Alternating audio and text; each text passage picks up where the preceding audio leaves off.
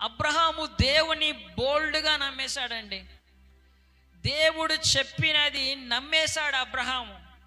తనకు పిల్లలు లేనప్పుడు దేవుడు సంతానం ఇస్తాడంటే నమ్మాడు, గట్టిగా విశ్వసించినాడు. హల్లెలూయా.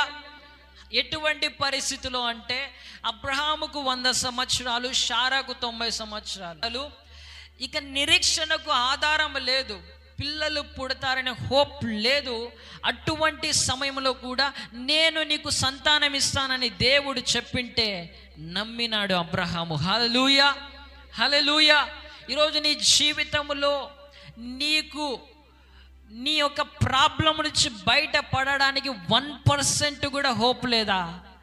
నమ్ము, దేవుడు కార్యము చేయబోతున్నాడు. హల్లెలూయా, హల్లెలూయా. అబ్రహాము వాగ్దానం ఇచ్చిన దేవుడు అది నెరవేరుస్తాడని నమ్మినాడు. ప్రియమైన దేవుని బిడ్డలారా, ఈరోజు మన విశ్వాసం ఎట్లా ఉండాలంటే దేవుడు ఏదైనా చెప్పినాడంటే అది ఖచ్చితంగా చేసి తీరతాడని మనం నమ్మాలి. హల్లెలూయా. ఆయన దానిని నెరవేర్చడానికి శక్తి కలిగిన దేవుడని మనం నమ్మాలి. హల్లెలూయా. మన దేవుడు శక్తి లేని దేవుడా? మన దేవునికి అసాధ్యమైనది ఏదైనా ఉందా?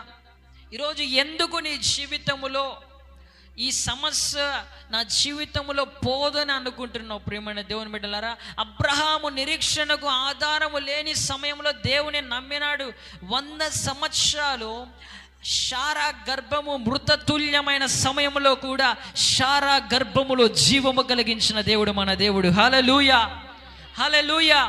ఈరోజు నీ జీవితంలో కూడా ఏ హోప్ లేదేమో నువ్వు బయటపడడానికి, నీ సమస్యలు తొలగిపోవడానికి ఏ ఛాన్స్ లేదేమో, ఏ మార్గము కనపడలేదేమో, అన్ని మార్గాలు మూయబడినాయేమో, కానీ నా దేవుడు నీ కోసమే ఒక ప్రత్యేకమైన ద్వారమును తెరవబోతున్నాడు. హల్లెలూయా.